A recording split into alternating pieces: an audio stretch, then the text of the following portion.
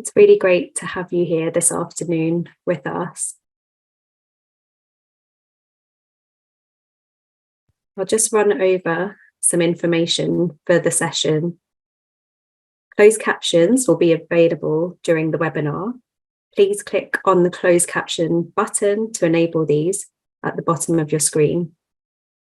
The chat function is disabled during the webinar, and if you have any questions, you can submit them via the Q&A function. There is also an option to upvote any popular questions, which will bring them to the top of the list for us to see. The webinar will be recorded and available on the Anna Freud Centre YouTube channel in the coming weeks, so you'll be able to rewatch it and share it. And if you have any technical issues, please put these in the question and answer function, and a member of the Anna Freud Centre will be able to assist. So thank you very much for joining this webinar today on the cost of living, supporting families in the early years. We know that the early years of a child's life are so important in setting the conditions for positive relationships and emotional well-being as they get older. And given a child's reliance on adults in their early years, we know of the importance of creating the best conditions for the child by supporting the adults that care for them. And today, we're really lucky to be joined by 4 speakers who will provide their insights from a parent-carer perspective, practitioner perspective, intervention approach, and thinking about systems and policy. And we hope that you find this not only an opportunity to reflect on the realities of cost of living, which are very real and impactful, but also to hear ideas that could be helpful to your practice. I'll now hand over to Dr. Sharon Curtis so she's able to introduce herself as the first panelist. Okay. Hello, and thank you so much for that, Abby, and that introduction. I'm really pleased to be joining everybody today to talk about a very important subject.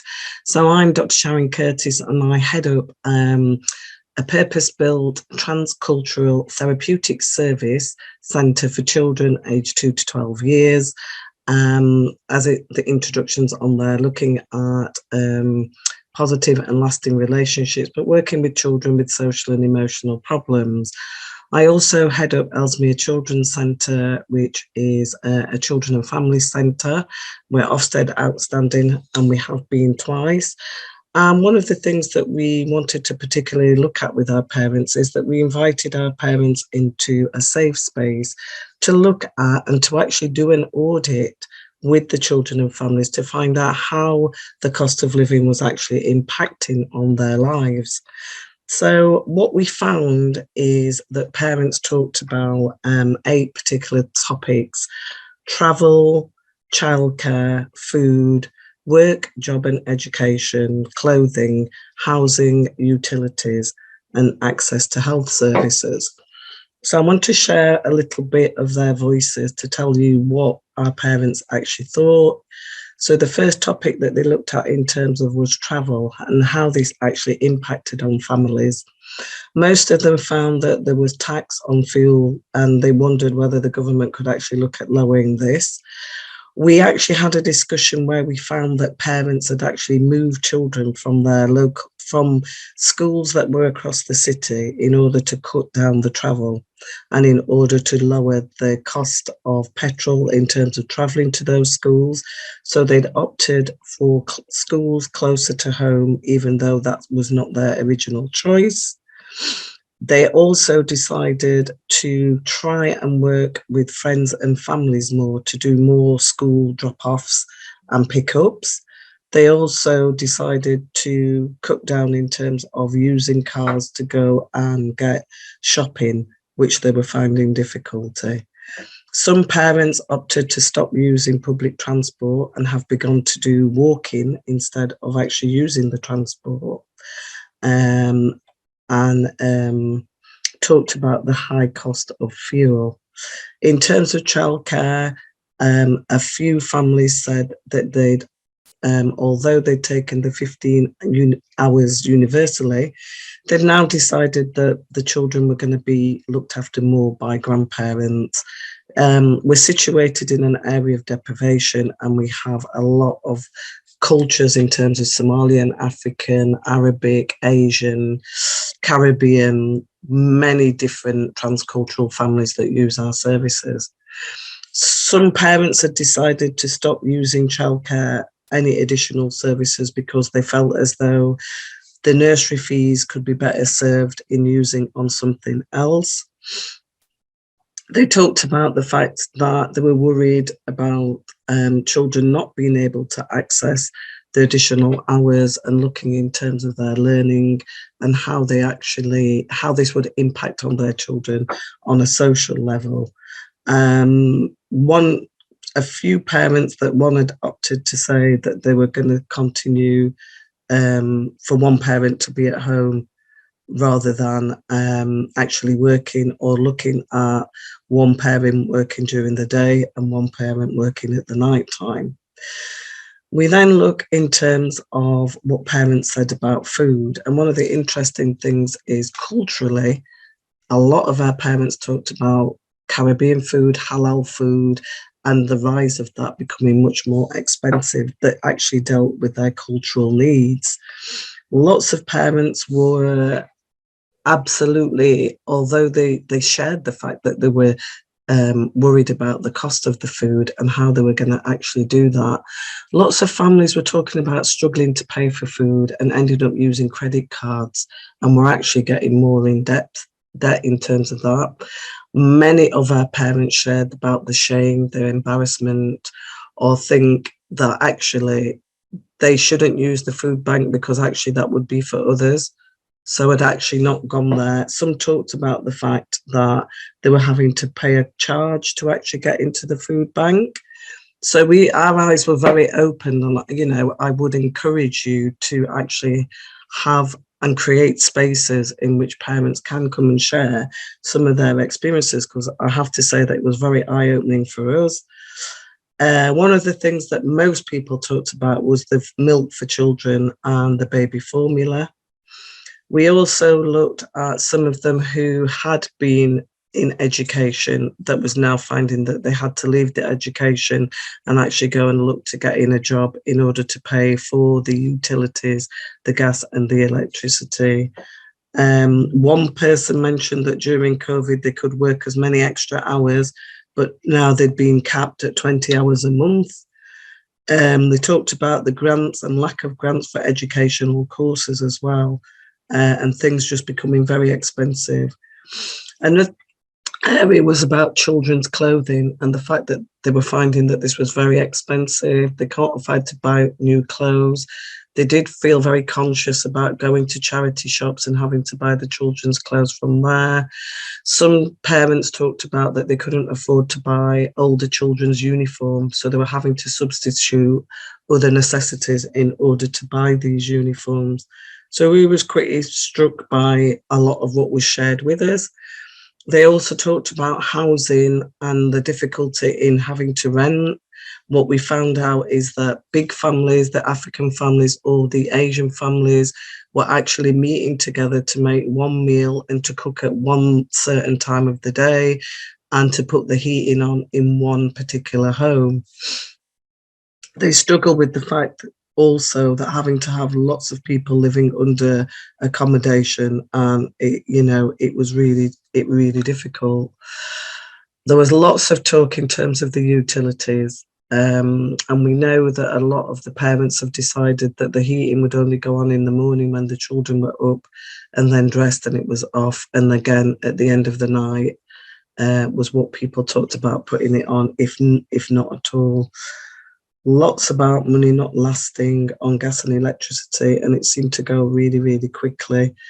Now, one of the other areas we're struck by is about mums with toddlers and using the washing machine, saying that they used to wash every day, but now they've got to leave that in terms of it was just costing them too much to do that.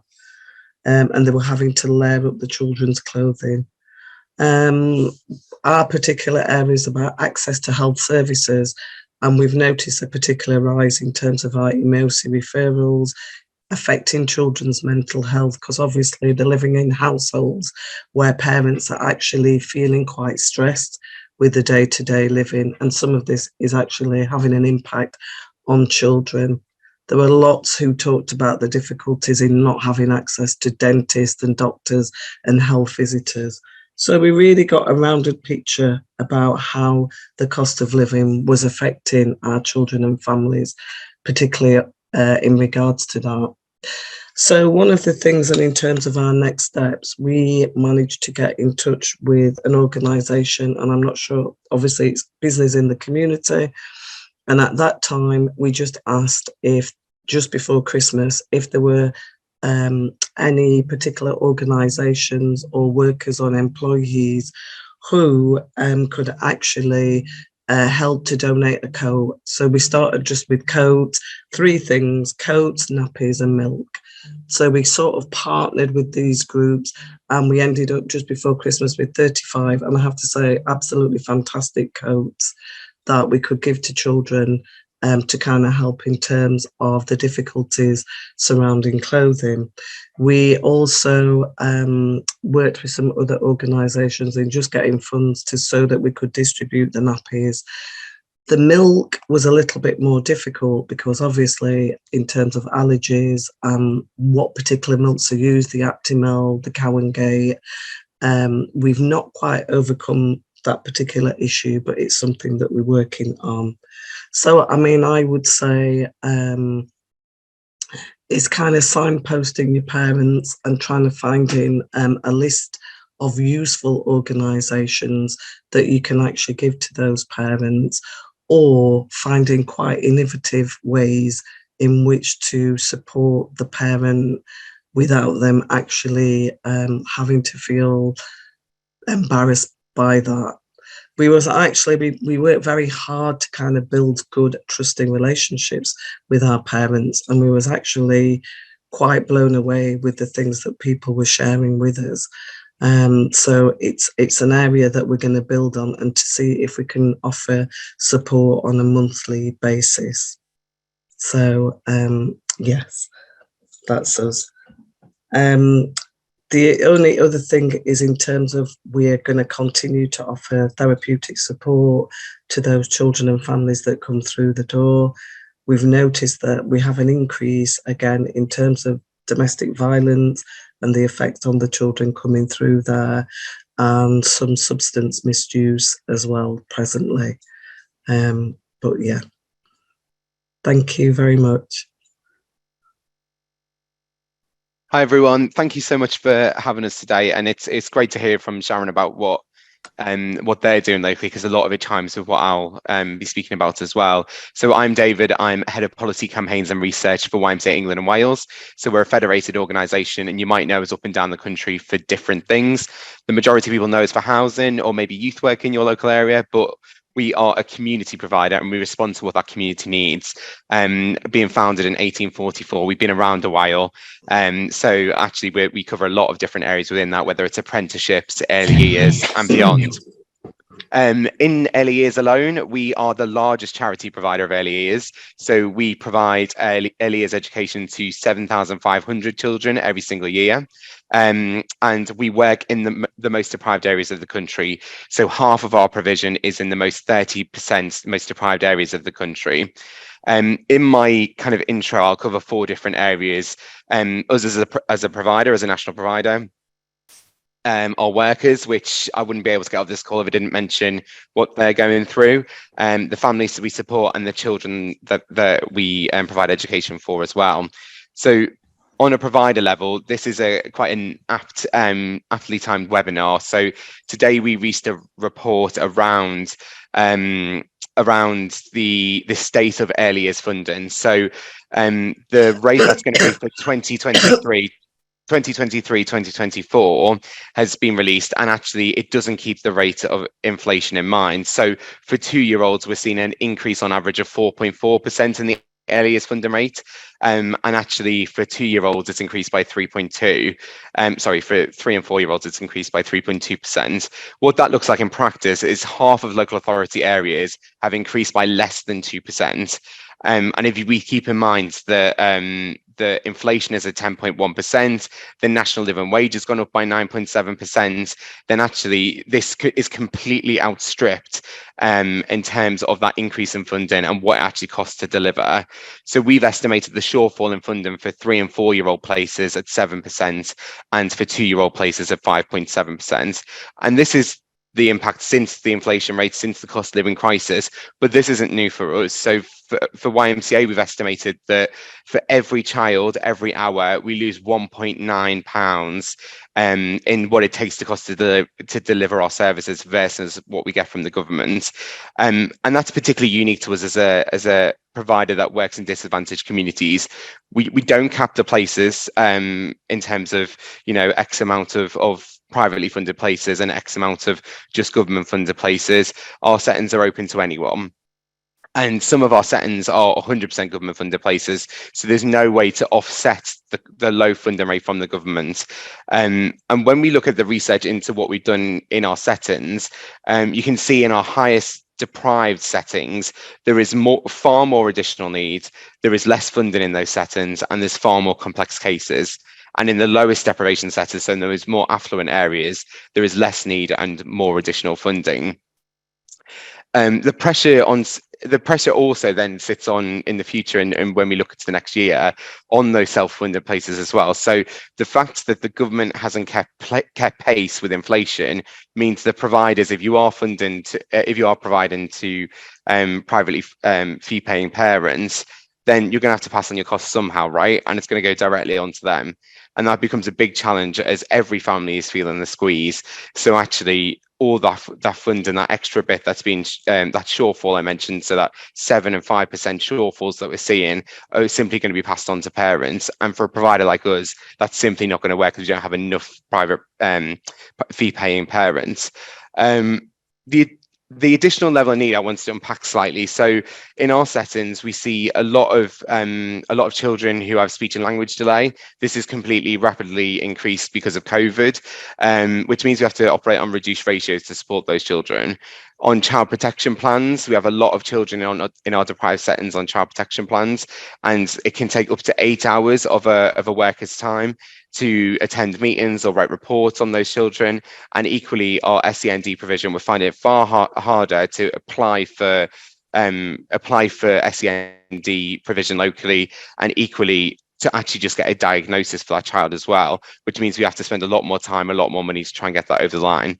And this jeopardizes our ability to deliver in the LEA space, all because of the cost of living crisis. And if we can't do it, who else will? And that's the big takeaway from this.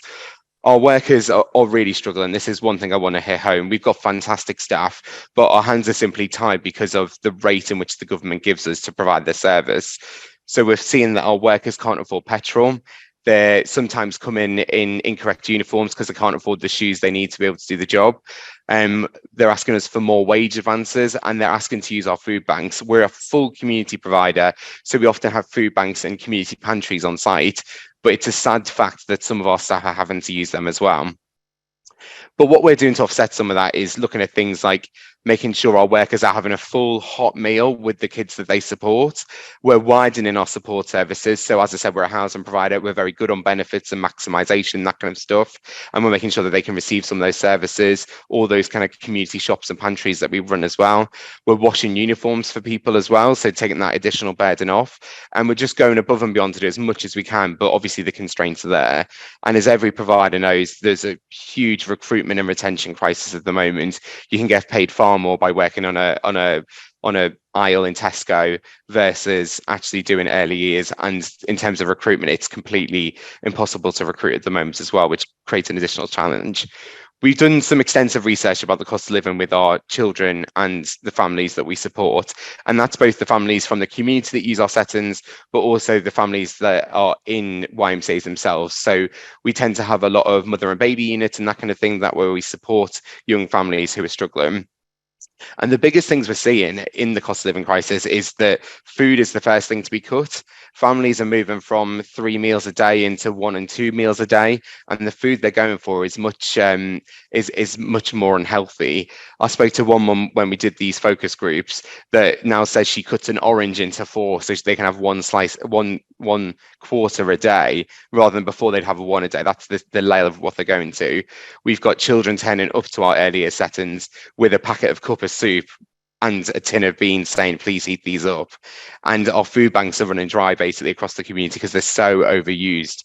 And that's becoming more of a struggle as both our staff and our parents are using them as well. As mentioned by Sharon as well, the energy bills are rising and rising, and especially those on prepay meters, the money just isn't lasting as long, and that's becoming a huge challenge. We're seeing that some families, especially those who live in supported accommodation, aren't actually eligible for a lot of the government grants. So that £400 grant that a lot of us all received, they don't get because they don't have a direct relationship with an energy supplier. So we're working on that lobbying effort, on that benefit maximisation efforts to make sure we get as much money into people's pockets as possible. And there's such a low level of financial resilience in with our families. A lot of them are in debt. A lot of them are leaning on family and friends to help them over the line. But the question there sits, what happens if the friends and families can't support them any longer? What happens if they can't borrow any more money? That's the level we're reaching in a lot of our settings. And mental health is generally spiraling out of control. A lot of our early years workers will tell you that their job isn't just to provide for that child, it's the whole family unit, and making sure that actually everything's okay at home. We're supporting them. We're even introducing things like breakfast on the go for parents to make sure they're eating as well as the child. And the saddest part of this is aspirations have been halted. So when we look at parents trying to get back into work, whether they're looking at potentially moving out from a supported accommodation unit or things like that, they're all being put off by it. They can see the rise in rents, they can see the rise in insecurity, they can see the kind of unturbulent times ahead, not knowing what bills will cost, and that's pushing them back a step. So my key takeaway from this is one, the government needs to step up and support providers. 2, we need to look out for our families and make sure that we're actually able to get enough money in their pockets so they can feed their families and their communities. And 3, the system needs to work better in terms of that additional need element, that SEND care, to make sure people are able to access what they can rather than facing blockages. But yeah, thank you. Happy to take questions after this. Juliet, please go ahead and introduce yourself. Hello, my name is Juliet Collier. I work for a charity called Campaign for Learning, and our whole focus is about enabling people to improve their life chances through learning. And I started off doing community development work, outreach work, and developed family approaches to engaging families and working with them. And it was quite transformational. About 2017, we started realizing that a lot of the families we were working with were significant. They were really under the cosh in terms of money, but actually the best at managing it. And I think one of the things that we learned very early on is that some of the families on the lowest incomes are actually the most effective at managing money. It's not that they're feckless or not managing money well. It's just that they don't have enough money. And I think that situation has escalated. I mean, the stats from the Trussell Trust is that in 2008-9, there were 25,000 three-day emergency food supplies issued. Before the pandemic, that had gone up to 1.6 million. And during the pandemic, it went up to 2.6 million. And a lot of this, we talk about the cost of living crisis, but I think the thing that I really wanted to, in terms of the issue, a lot of these things are structural and beyond the family's control. And a lot of them feel guilty that they can't provide their children with the things that they need. And that causes enormous emotional distress, anxiety, and trauma. So what we started doing is to build family approaches to supporting financial resilience. We can't make the systemic changes that we need. So, for example, a lot of these things are policy decisions, and they impact really negatively on larger families, particularly. Child Poverty Action are currently doing a campaign which focuses on 3 areas of benefit, and 2 of those impact particularly on larger families. The first is the 2-child limit to funding, so that you can only get food for your 3rd child, additional universal credit benefit, if you can show that your 3rd, 4th child were conceived through rape or coercion. That's actually government policy. Or you have multiple births. So I think for me, what we can do is to provide some support, and I've got some solutions and some ideas, but we've always focused on enabling families, and families being brilliant resources to find solutions for themselves. So we've been developing some programs that are about financial resilience. There's one that's been developed by the Money and Pension Service called Talk, Learn, Do, which is just a 2-hour intervention, which has an amazing impact. It looks at things like needs and wants. It looks at boundaries. It also looks at not spending money that you don't have, which is always a temptation as a parent, because you want your children to, the peer pressure issue is always there. One of the things we do in one of those sessions, which is a really simple tool that anybody can use, is to ask parents what their favourite childhood memory is. And you can guarantee that it isn't those trainers they were bought. It's about the things that they did with their families. It's about the relationships. It's about playing football in the park. It's about things that they did and never what they were bought. And I think helping parents to understand that they're actually being really good parents by not spending the money that they're being pressurized to spending, so that it doesn't create additional anxiety, I think is one of the most fundamental things that we can do. Also, I think there are some things around rewards and what those rewards are. And the most valuable rewards that you can give to children is letting them choose a story, or watching. There's a brilliant video called Worrysaurus, which really supports children to make a happiness box and to think about their mental health issues, and in a way that's about building resilience and making connections with things that are really important to them. So a lot of the very practical things that parents are facing at the moment are exacerbated by the fact that they feel under so much pressure from their children and what their children want. So one of the things we then developed was something called Love Learning About Money. And this focuses a lot on well-being. And we're delighted to be working with the Anna Freud Centre with a new programme that you can actually get involved in shaping.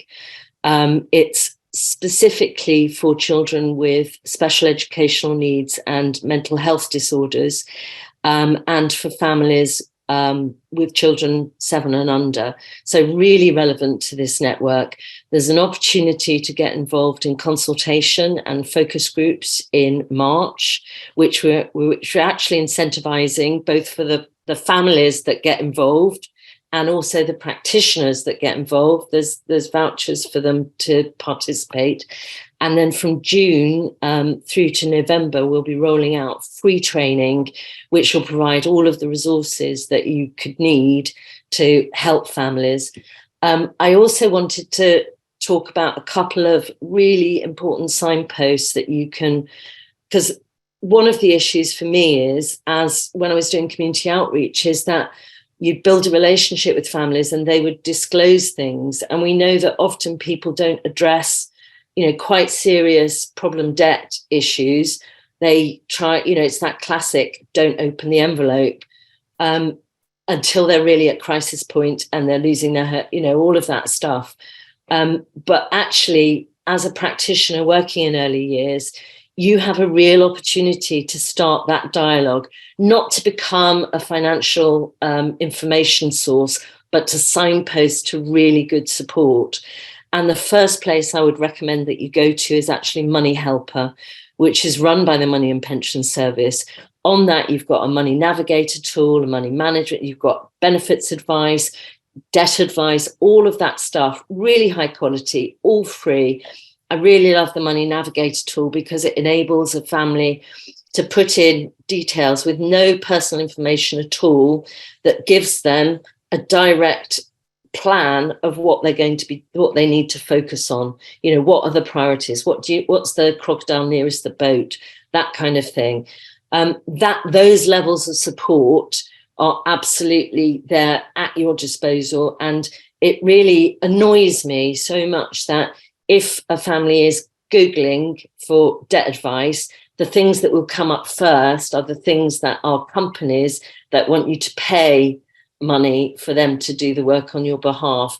And another key piece of advice when you're working with families, if anybody wants to charge them for debt advice, run away, because you don't need to, because there's lots of free support out there. The other final thing is something that we're launching on the 1st of March. It exists already, so you can join. We're launching something called the National Centre for Family Learning. There's lots of free resource packs on there with resources for supporting financial education, financial resilience in families. And we're also going to be building a community of practice around family financial resilience. And I'll put some links to those things. Do sign up for the focus groups. I'm going to put the link in chat, and also for the National Centre. And I'm looking forward to speaking to you, answering questions as we move forward. Thank you. Thanks, Juliet. And now we'll move on to Lorna to introduce herself. Hi there. My name is Lorna. I'm a mum of 2 boys, ages 6 and 14, and I joined Anna Freud Centre as a parent champion volunteer in June 2019, and I became a parent participation assistant in March 2022. Much of my time is actually taken up being a mum of my 2 boys, and when I first seen the PPA role opportunity, I was really eager to get involved and be part of the team. The role at the centre is really very important to me. It provides me the opportunity to be the voice of the parent, to share my thoughts and ideas based on my own personal real life experiences and with my children. And, you know, I believe that this partnership type working is very beneficial in helping ensure that the services are proved to be impactful, because it takes into consideration real life experiences. So it's sort of ever improving, if you like, and I think there's definitely some synergies there. And I'm currently working with early years IM team, which I'm really enjoying. So I'm able to contribute, taking my ideas and experience of my own children into account to shape the topics for the resources and webinars and such. Personally, I think being a parent is the most important job, particularly during these times. During and now post-COVID, as we recover from that impact, and now obviously with this, with the cost of living, some more there's quite a lot of pressure, and also just today's society and the way we live. We lack that sort of community that families can thrive in, so it can feel quite isolating as a parent. I think things like feeling a sense of belonging and unity and partnership. So when I'm recommending something like, say an app that promotes food that perhaps would have been disposed of, if I was to suggest that to someone, I'd probably say, I've used it as well, so that, we don't feel judged or any less of, because we're all in the same boat, and I think, when I'm speaking to my son was at nursery, now in primary school, I think the energy that communication is portrayed is so important. So it's not judging in any way, and it's really inclusive. And with that, I was in Tesco the other day there, and I was looking at eggs, and the only eggs that were there cost £2.50 for 6 eggs, which I was a bit blown away with. And I started chatting to another lady, and we were just standing there looking, thinking 6 eggs for £2.50. They were just normal eggs. And now I'm thinking of actually getting a hen. So I thought, if I have a hen, I can have my own eggs. So that's something that I'm seriously considering. Another things that I've been doing is I bought a slow cooker. I'm a vegetarian, but my children eat meat, so I just do that, and I'll maybe put the things aside for me without the meat. And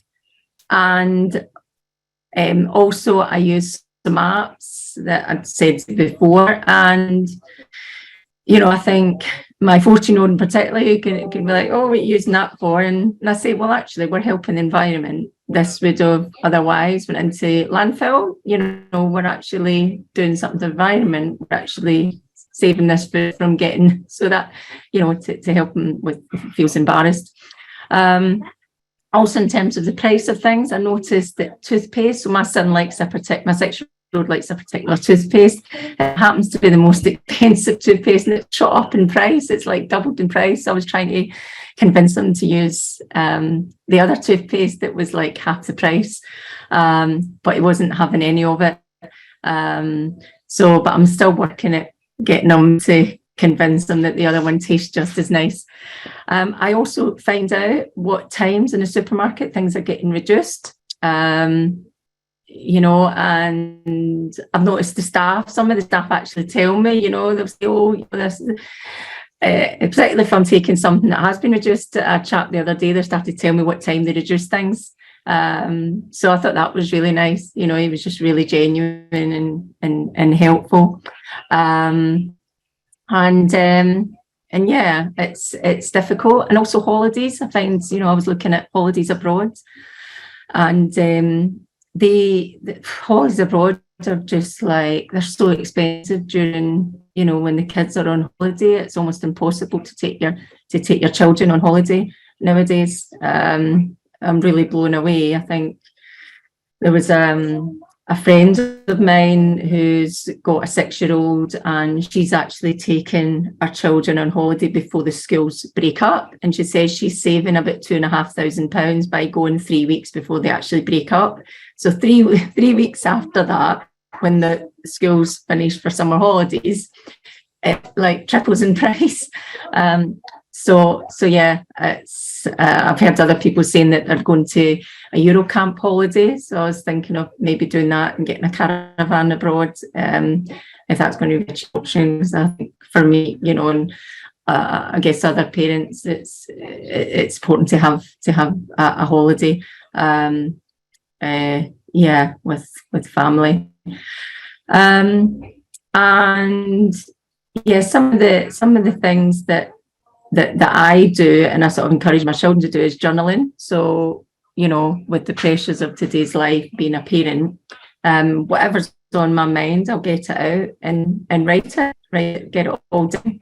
And I like to also, I'm trying to teach my children about, being able to self-regulate and self-leadership, and help with their self-esteem and, building that emotional resilience. But if they can't see me doing it, was it do as I say, not as I do kind of thing? So if they can't see me doing it, and, children learn by example. So if they can't see me living it, what I'm trying to instill in them, so I try and model that. So I'll acknowledge how I'm feeling and say to them, I'm feeling X, Y, and Z, so that they can then tell me how they're feeling, and I can really acknowledge that, so that they can learn how to process their feelings, and they know that that it's fine. We've all got feelings, and they learn how to work through it in a healthy way. And another thing I speak to them about is the areas of the brain. A while ago I watched a TED talk about it, and it was really interesting. And the part of our brain that's the kind of the part where we make all our important decisions, and it's almost like the seat of, you know, when we're making important problem solving, we're rationalising things, you know, coming up with good choices. You know, I'll say to the children, that's the owl part of the brain, and we should always work to keep our owl in charge. And then we've got the amygdala, which is a meerkat. So the meerkat's always on alert. So we want to work to learn how to keep our meerkat feeling safe and comfortable. So teaching them about, you know, if they're being hijacked by their meerkat, their amygdala, then we'll do. They know about the importance of breathing. You know, they can do big sighs. They can do bear breaths. Just learn how to use the breath to really calm their nervous system, so that their meerkat is kept calm and their owl is in charge. Other things that to start the day is, you know, I'll get them to sort of recite, may I be peaceful, may I be healthy, may I be happy, may I be loving and loved. And then on their hands, I get them to just do with their fingers. You'll choose something. So say, calm begins with me, or love begins with me. So until you've got it, you know, it starts with the self. Trying to think. Yeah, and balloon breathing. So get my 6-year-old to imagine there's a balloon in his tummy, so that he learns to do really deep breathing. And again, that sends a message to the meerkat that you're safe, everything's fine, there's no threat for anything, and it really helps him feel really calm. You know, I'll get him to imagine that there's a balloon, so when he's inhaling, he's inflating the balloon, and when he's exhaling, he's putting the balloon down, so it can really push the breath into his tummy, because the balloon's in his tummy. I'll get him to send peace into the balloon, or send love into the balloon, or, you know, whatever, or kindness, whatever he thinks he needs then. Also teach them to do self-massage in their feet and their hands, gratitude lists, so things that they're, and it really helps to sort of live with gratitude and appreciation for what you've got rather than what you don't have. And again, that helps with mental health as well. Snake breathing. And there's some, just to share, I've got some of the things that I particularly like to read. So I've got Living Values. You can see that very well, but it's basically Living Values education book. And that's got a lot of activities for children from ages 8 to 14. And Living Values it sort of promotes the development of value-based learning culture. And it sort of runs through the fabrics like a compass of positive values: appreciation, determination, cooperation, gratitude, inclusion, kindness. So it's sort of developing the whole person, so physically, intellectually, emotionally, and spiritual dimensions. And it's almost like, you know, that compass of your values and what's important to you. So I quite like that. And I like the Relaxed Kids resources as well. I use quite a lot of their CDs for their guided meditations with the children. So, and these can be used in all different settings. Not sure if you can see that. So,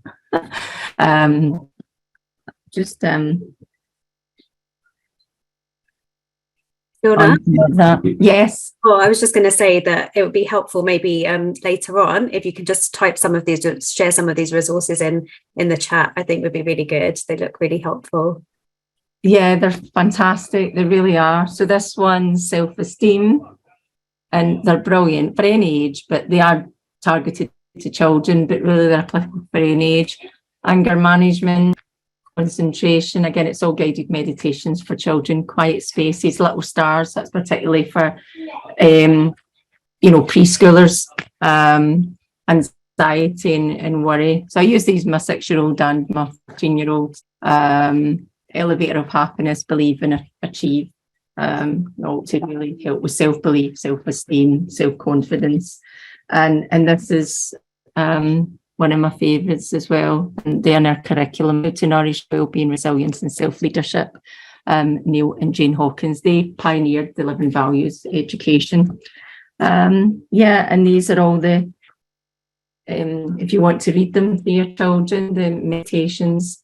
They've also got some books. These are all done by Relaxed Kids. I think they're fabulous, and I really like reading them myself. But yeah, I'll share them. Some of the books that I really like. For example, this one. Some of you might have came across these already. A Volcano in My Tummy, about teaching them about emotional resilience. There's different activities in there to help with managing how you're feeling and things like that, and learning. Thanks. I think that's me. So I could probably go on and on and on. Oh, can I quickly say I'm from a family of 9. I'm the youngest of 9. And do you know, when I was younger, the things that I remember is my mum's big pot, and it was potato, cheese and beans. And we got it so much, but actually I loved it. I would never think, well, I'm not getting X, Y and Z. I didn't really think about it. I think as parents, we seem to worry, but I don't think the children really worry, because I think back of how I was. And that to me was great memories, because I loved it, you know, big support, and should mash all the potatoes, cheese and beans together.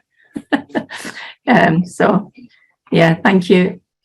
Thank you, Lorna, and thanks for everyone introducing themselves. Really looking forward to picking up on some of those points that you've already raised. And I thought it was really interesting to hear from Juliet, David, Sharon and Lorna, and some of the themes in common that really came out in terms of listening to families and really having that understanding of what the family is experiencing by listening, and also thinking about the bringing things to a systems level. So we're not just locating problems with individual families, and we're thinking about the policies that are having an impact on families as well, but then leaving us with some hope and thinking about those things that we can do in order to support families who are struggling. And we've heard a bit about mental health and ways of helping and coping with stress. So now we can have our panel discussion where we can pick up on some of those points in more detail, and to hear from our panelists about their various perspectives and work that they're doing with their children and families. So please do put your cameras back on again, Lorna, David, Juliet and Sharon. Great to see you. And thank you so much to our BSL interpreter for just making an effort to try and speak at a pace that allows you to interpret. And thank you so much. Those introductions were really great to hear about the breadth of the work that you're doing with children and families. I suppose to kind of start us off, I thought that some of the points that you raised really talked about some of the insights that you've got through your work with children and families. And I was thinking about, you mentioned some kind of common misconceptions that people might think about people experiencing poverty. And in terms of setting the scene, you've definitely talked about moving it away from individual issues and thinking about the kind of systems. And I was thinking in more detail about what kind of factors you feel are helping those families kind of be more open and share those concerns with you, so you have a better insight. So it's a question, an open question to all of you really, to think about what kind of things you feel are helping families be open with you. I suppose as a first step for you being able to support them. Shall I start? Okay. So I think one of the things is that people don't want to disclose their own money issues, but actually the whole thing around Pester Power is a really good way in to starting those conversations. and parents will start to disclose as they feel more comfortable. And you are talking about money when you're talking about whether you're buying something for your child or whether you can't buy something for your child. That peer pressure that I talked about is really important, but also parents can share the solutions. It's one of the things I love about some of the work we're doing with family approaches, is that it gives an opportunity for families to share their own, their hacks and the things that work for them. But I think that whole thing around needs and wants and pester power and a child and family approach means that you're not having to talk about the fact that they're actually really struggling, because you're talking about their child and how you can help the child. And every parent will recognize that thing about, when they have a tantrum and they want something, or every friend in school's got this and I haven't got it. And, all of those conversations, that's a really gentle way in that isn't about focusing on the personal, stress that they are currently going through. But you can't leave it there. And I think that's where some of these signposting things really come into play, particularly this kind of Money Helper and some of the resources that are out there that are absolutely fabulous that we bring together in some of these family learning approach programs. Thanks, Julia. I think it's so helpful to think about how you can circumvent, I guess, the difficulties talking about money, and having that discussion through the medium of thinking about the child, I think is really helpful.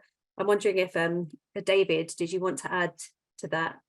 Yeah, I was just going to kind of make 3 quick points on your question. I think one for us, the biggest thing for us is it's relationships and building that relationship over time.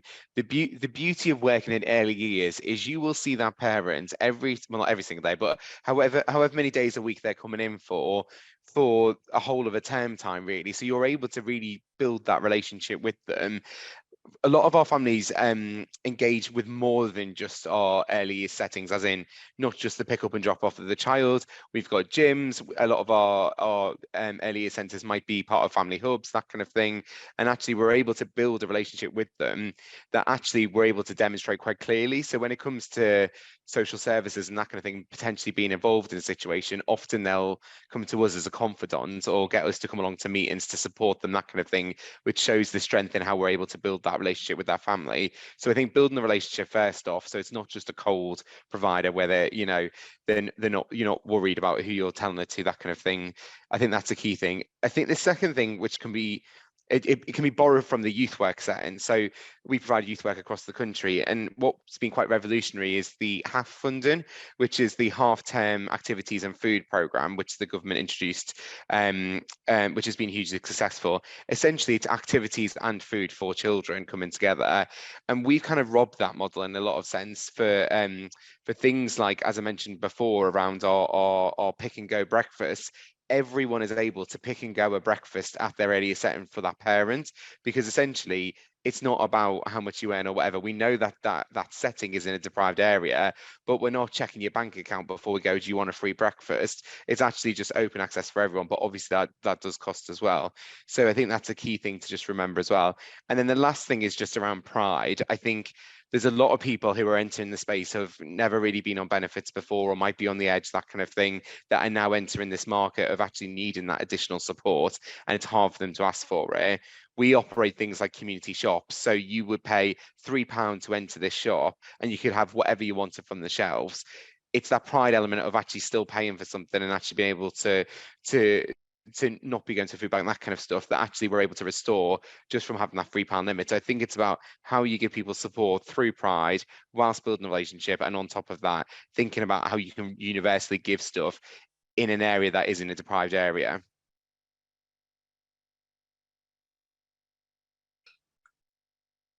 Thanks, David. Sharon? Yeah, I'm just going to build on in terms of areas of deprivation and disadvantage. And I think one of the things that our service does very well and quite uniquely is actually putting children's identity and cultures at the centre of the work that we actually do. And I think it's not as easy as it may appear, because you're working with families that have been disadvantaged way before we looked at cost of living. So it's almost a double jeopardy in some ways, that those families who never had a voice, who are always placed at margins in terms of services, but looking at services that don't directly support who they are in terms of the culture. And so it takes a long time, I think, to build on that kind of trust and to move away from very generic types of ways of thinking and ways of delivering services to actually look from a much wider lens about who those families are, who come through your door. Even we always try with every family to have so many key words so that the staff can at least speak to both the families and the children. So I think that those are some of the important ways in which we make that movement, rather than putting very generic thinking as well.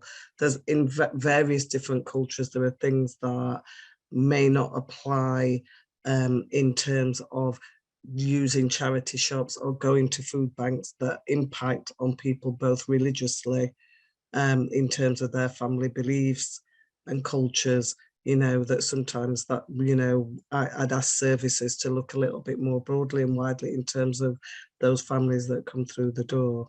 So I think that's an aspect that does need to be looked at. Thank you. Sharon, Lorna, did you have anything to contribute in terms of your perspective as a parent and what enables you, I guess, to feel more open sharing with services in your experience?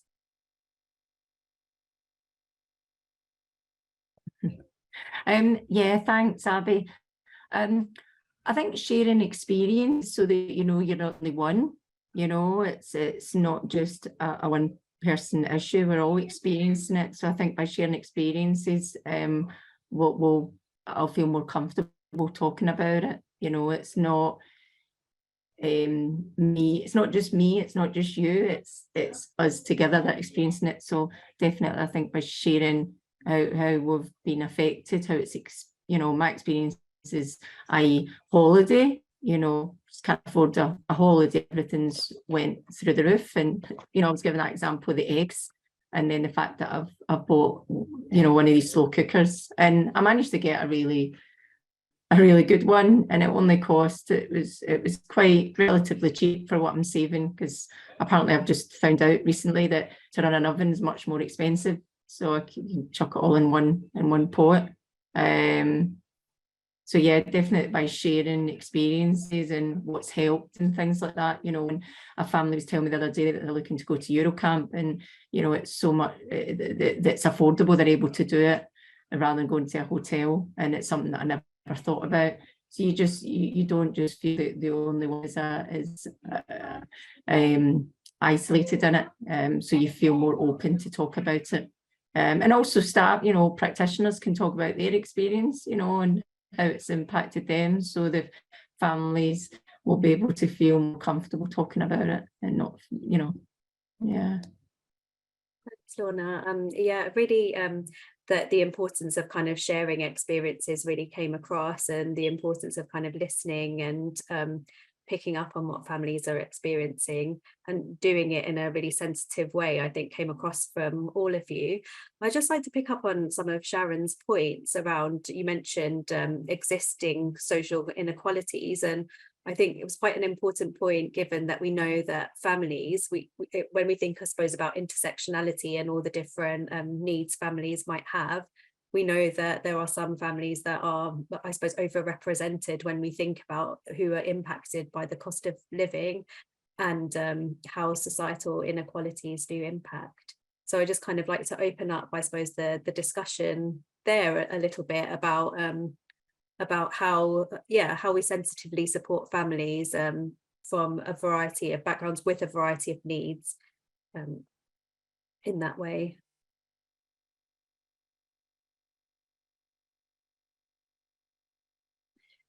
One of the pieces of work that's happening at the moment is around direct support for families where they are in hostels and hotels because they don't have access to cooking facilities.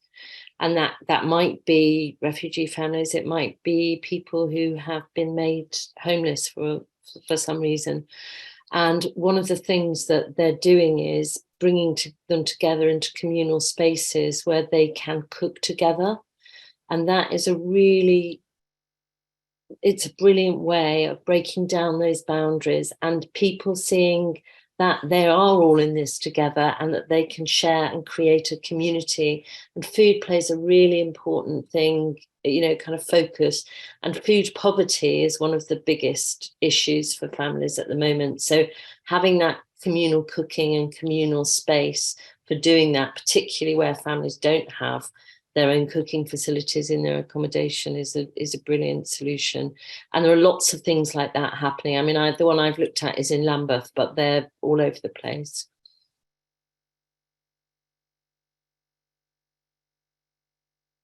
Thanks, Julia. I think that's a really helpful practical example. David, go ahead. No, I was just going to back that up. So a lot of YMCAs, especially the bigger ones, you'll see in the community, you'll have a housing and early years and all that all kind of in one space. Often with our housing units, you'll have a training kitchen attached to it. So we do a lot of the kind of work around getting communities to cook together, teaching people how to make cheaper meals and that kind of stuff. A lot of YMCAs also produced booklets and that kind of thing on. Essentially, it's a cookbook, but like all of it is done to make things as cheap as possible, basically, to enable people to be able to afford to eat nutritiously. That's one of the biggest barriers we have, is around actually there's a financial piece, but there's also an education piece around nutritious eating. So how do you marry them together in a cost of living crisis is a really big challenge. So making it more, it comes back to that the half-term food and fun program I mentioned around actually how do you make it a social thing rather than are you really struggling, do you need help, all the rest of it, and actually how do you bring it out into this is more of a social environment to build that relationship, so later on they might disclose, am I entitled to anything, do I need any help, that kind of thing.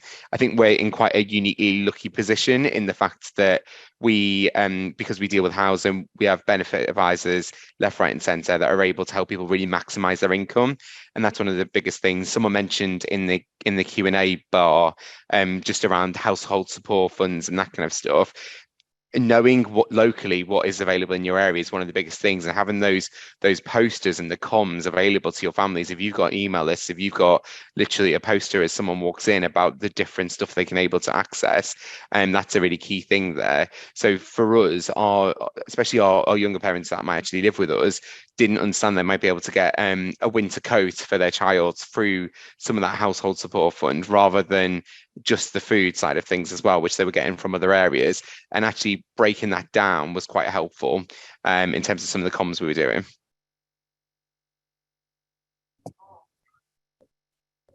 Can I add to that, Abby? Yeah, it's just you were saying, Julia and David, about the community cooking. I'm actually doing a course where we do that. And I absolutely love it. There's 6 stations and we're all cooking together, and it's all one pot cooking. So the other day there we made chicken and chorizo risotto, and of course we've done all sorts, and I love it. And some of it we put in a sealed bag, and then we take it back with us and put it in the freezer. So I've ended up with quite a lot of these freezer bag one pot meals, then I just put it in the slow cooker, and I just love that social interaction, that connection, and yeah, we do end up starting to chat about sorry, that's my son in the background, apologies. We're up talking about how our budget and how we budget for things, and you get different input and ideas and make those friendships. And in fact, my son's school is on strike next week, and they're actually going to run a family cooking session. So my son's been once before, my 6-year-old, and he absolutely loved it, where there's other children there and they're doing the cooking as well. It's just that sense of connection and that sense of sharing and conversation while you're cooking together. It's so lovely, so I'll be very sad when it finishes. Oh, Lorna, that sounds really lovely, and it's really highlighting, the importance of community. And what you're all describing, I think, to me is is thinking about the strengths and bringing people together as well, which is so important. It just made me reflect on how, I suppose, if we have mindsets where everything is the kind of the issue of the individual, it can be very isolating, I think, for children, for families, definitely very isolating. And some of the suggestions around sharing, I think, are really helpful as well. It's undeniable that, you know, poverty will bring a lot of kind of stress, and with that, you know, safeguarding concerns. Sharon mentioned some of those before, and I suppose my question, I was thinking with you all about ways in which that we can support families that are under stress, because we know that poverty is obviously, it's a risk factor, but it doesn't mean it's all going to be negative. So for the people that are tuned in and listening, what kind of things do you think work in order to help families kind of manage their stress, be it kind of practical things or more kind of tips to do with emotional well-being?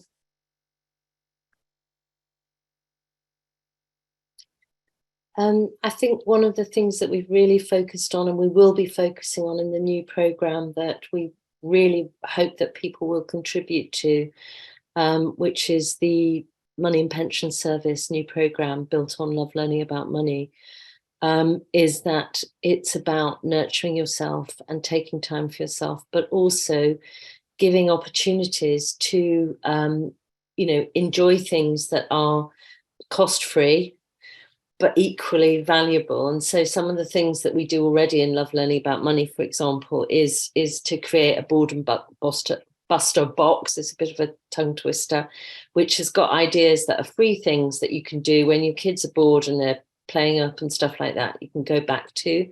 And also the ideas of happiness boxes, having pizza parties that, you can make a pizza out of a crust of bread, and if you make a face on it, then suddenly it becomes something that's enjoyable. And I think one of the things we did at Christmas, because we knew families were so much under stress, in fact, it's still on the National Centre Resource Bank, National Centre for Family Learning Resource Bank, is we did this Sprinkle Some Festive Magic. And it was so much stuff that you can do for absolutely free. My very favourite was the portable North Pole, where you can make a film of Santa, actually a real life Santa, talking to your child, showing your child's picture in their gallery of important people. All of this absolutely for free. So there's lots of things that you can do that don't cost money, and having some of those ideas of things to do that will help your well-being, because they're really positive activities that you can share with your children.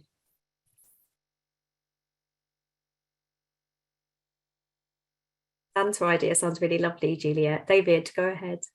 Yeah, I was just going to major on the safeguard and more aspect of the question from our side. I think one of the biggest things we've seen is just the need for active watching and active listening, and whether that's how a child is presenting as you've seen them all throughout the day, or how they turn up to the nursery setting, or if it's listening to the parent about the little cue or something they might give you.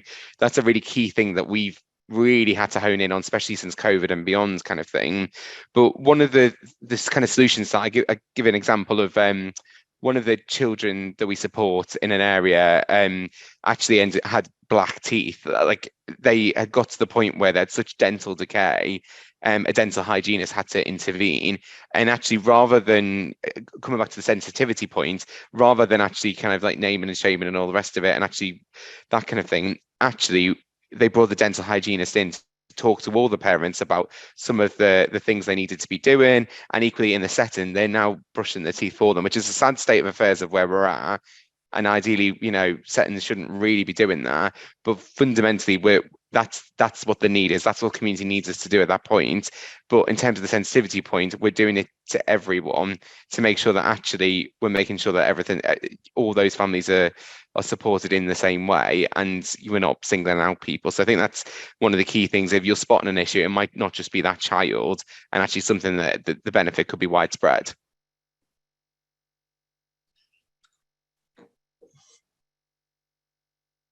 Thanks, David. Sharon. Right.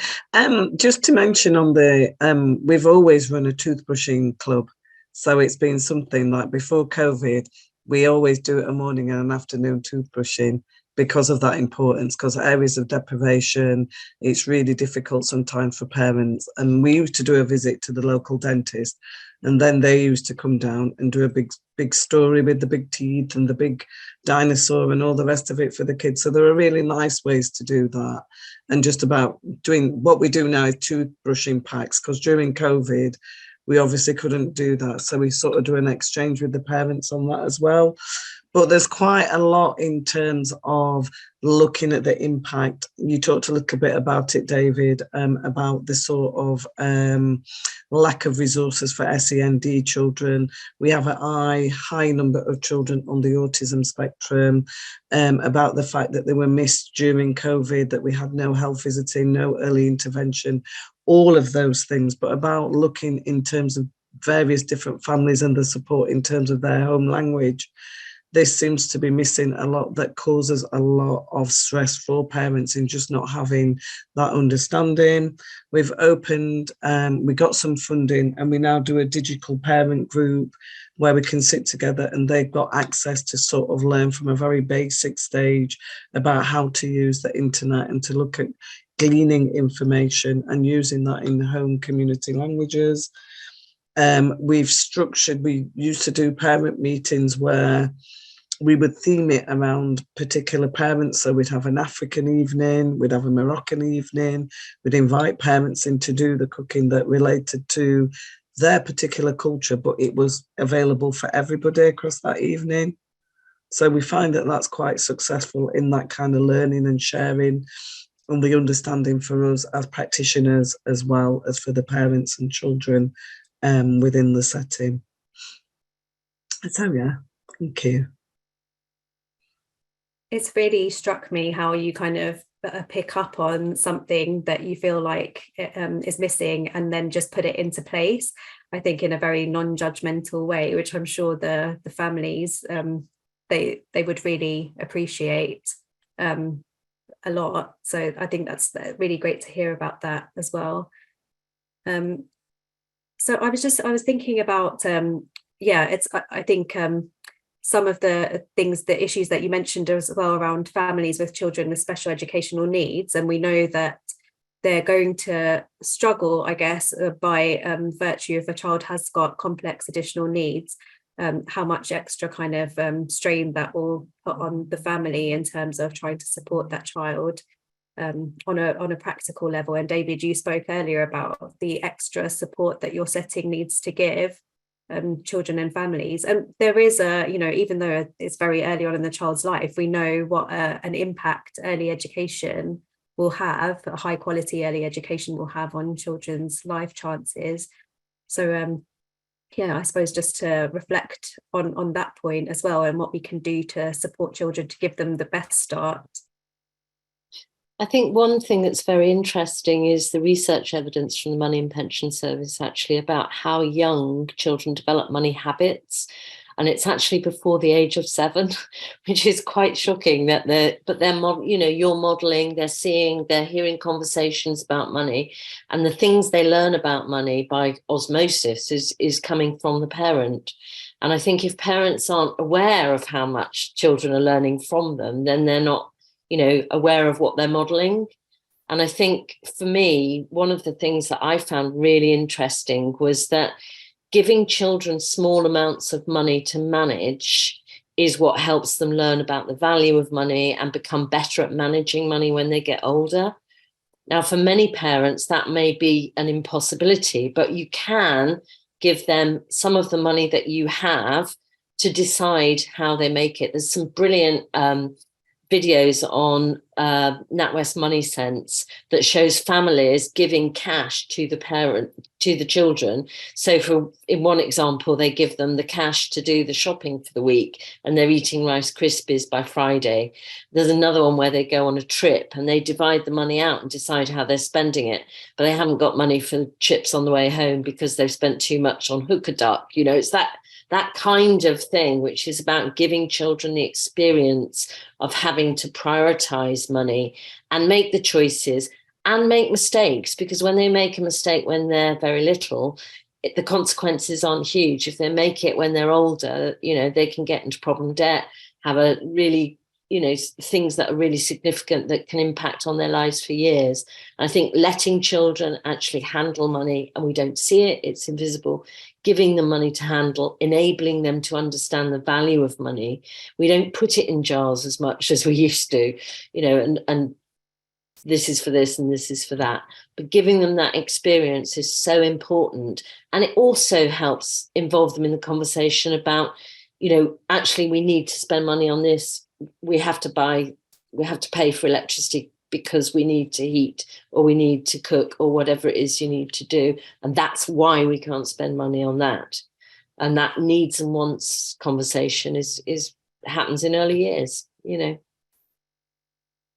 Thanks, Julia. It's a really good point. I think sometimes parents can feel reluctant to discuss things with children because they want them to have, I suppose, to not overshare information. David, if you go ahead and then I'll pick up some of the questions in the Q&A. Yeah, I was just going to just continue the bit on SEND slightly. I think one of the key things that is quite devastating when I speak to early years providers is that if a child doesn't meet their educational attainment goals before they reach school, then they end up attracting more funding throughout their school period, which is obviously fine and the correct thing to do to get them up to scratch. But that level of funding isn't available in that earlier stage. And we know, everyone on this call will know how important the years 0 to 5 are, and getting that part right to make sure actually we're not seeing those later things in life. We're not letting someone start school not ready. And it all comes back to that piece of, one, actually making sure we've got decent funding in the system. 2, making sure people can be diagnosed properly if they've got SEND needs, but also quickly, and not spend a huge amount of workers' time just to get someone out to see someone who obviously has additional needs. And 3, dealing with COVID. There's such a huge backlog from COVID. I think everyone who's a provider on this call will know the speech and language development, all that kind of stuff is really slowed down, and we need to be ramping that up. The government's going to spend far more money when they get to school age by giving them the additional funding every single year of their primary school education to get them up to speed than whether they injected that cash right now and made sure they never entered the school system in that way in the first place. Thanks, David. It's a really powerful point, and it made me think about the Early Years Inclusion Fund, actually, and it only starts at 3, and it is a shame that it doesn't start earlier to allow that flexibility, I suppose, from an earlier age. Thank you for your contributions. I think it's been such an interesting discussion. I'm just picking up on some of the questions. I'm just looking through any of the questions in the chat, but I can see already that people have really helpfully shared some useful resources and ideas around what they're doing. One question that I've spotted is I suppose to think about for the workers that you work with, or Lorna as a parent participation advisor, if you're signposting, for example, to other parents. I'm just thinking about how you go about kind of collating all the resources so you can make the families aware of what's happening in your local areas. If you had any ways and approaches that has been working well.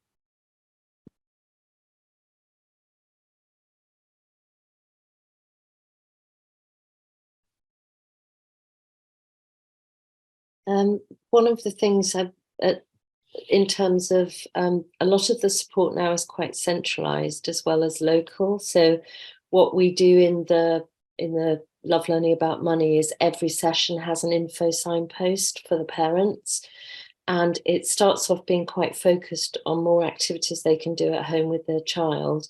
But by the time you get to the 3rd session, it's very much about the resources, the local resources, the national resources.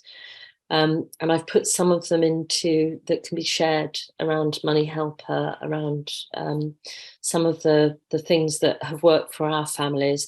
And we embed that in the family programs so that signposting is there, because it's a really important part of what we need to be doing as practitioners.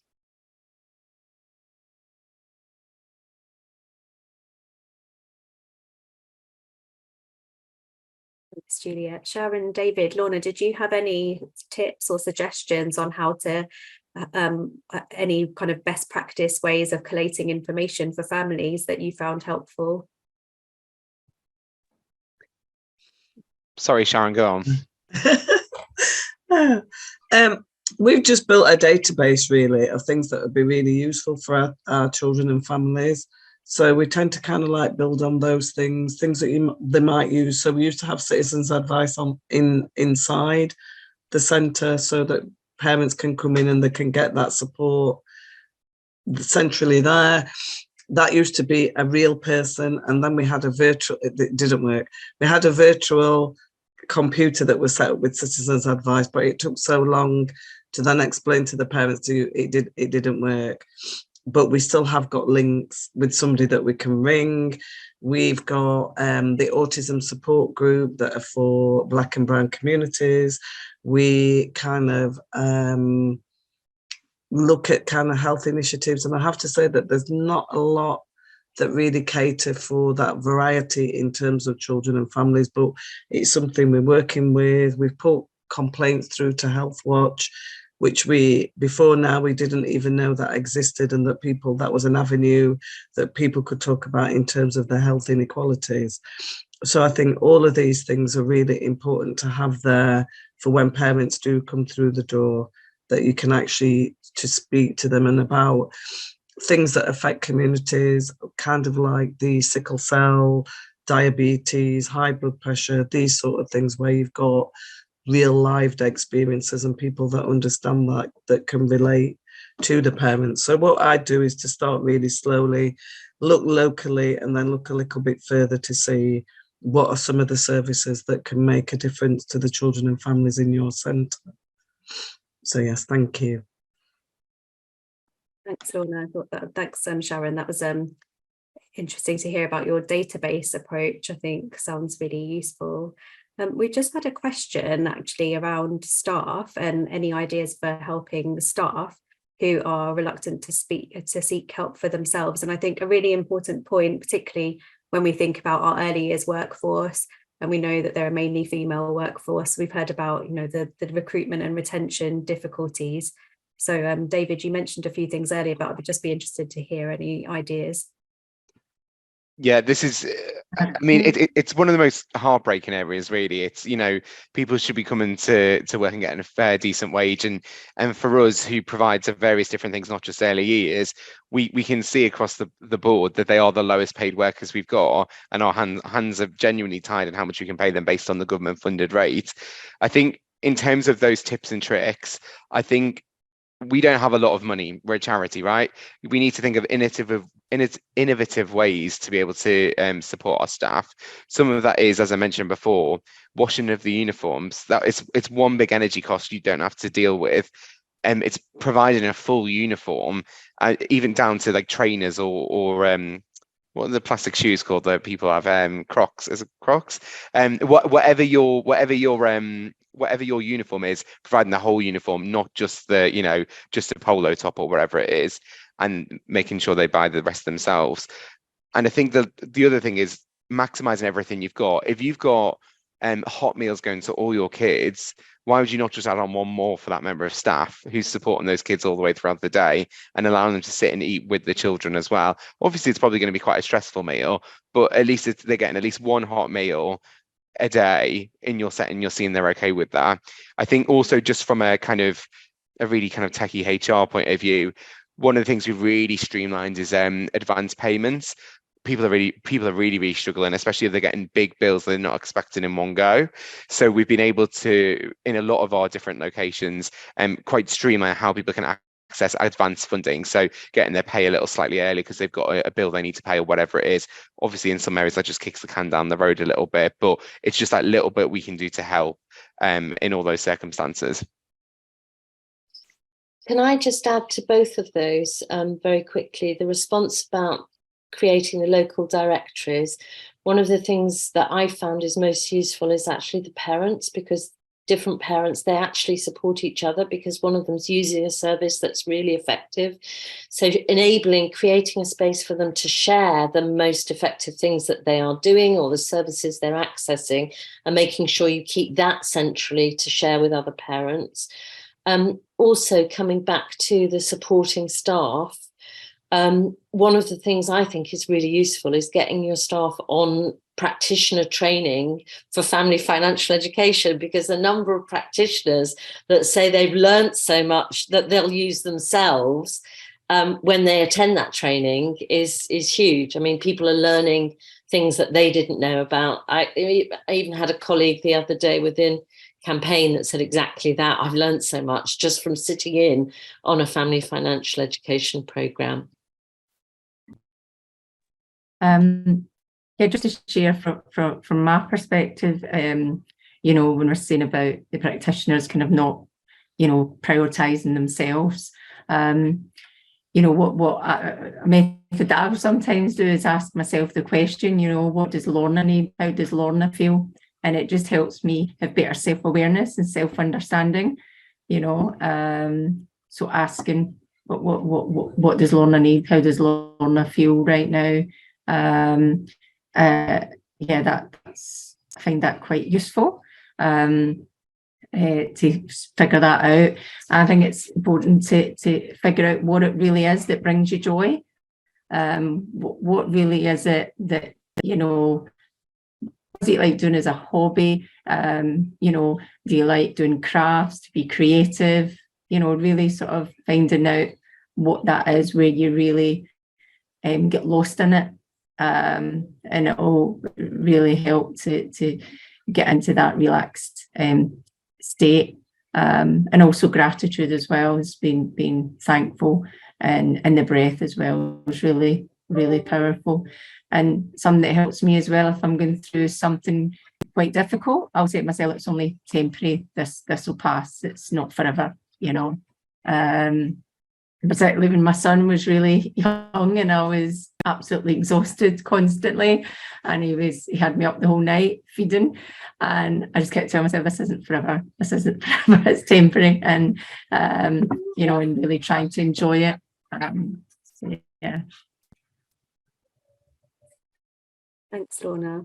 I think, yeah, some really helpful tips, and I think a really lovely way to end the session with thinking about a focus on joy, and centering and being aware of your own needs as well, because I think when we are struggling with money, I think so much of the focus can be on productivity and money as the end goal, that we'd lose all sight of well-being. And as you know, you mentioned earlier, I think Juliet and David as well, and Sharon, we're thinking about those families and what's going well for them, and how we can kind of enhance the things that are going well, because I think for all of us it can be really easy otherwise to get drawn into this like a problem saturated narrative, and it can be really hard to think about how we can support families moving forward, especially when we're not immune to these struggles as professionals and practitioners ourselves.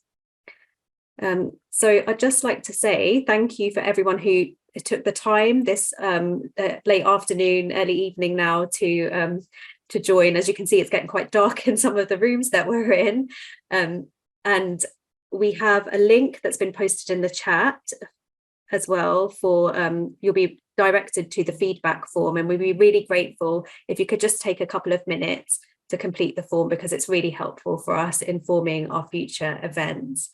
And I'd like to say a really big thank you to our panel of speakers, our BSL interpreters, and all our colleagues at the Anna Freud Centre who've been helping out on this webinar behind the scenes as well. I really do hope that you found this useful, and there were some tips for you and some more useful resources for you to share with the families that you work with. And some of them have been posted in the chat for you as well. And enjoy the rest of your evening, and I hope you have a lovely rest of the day.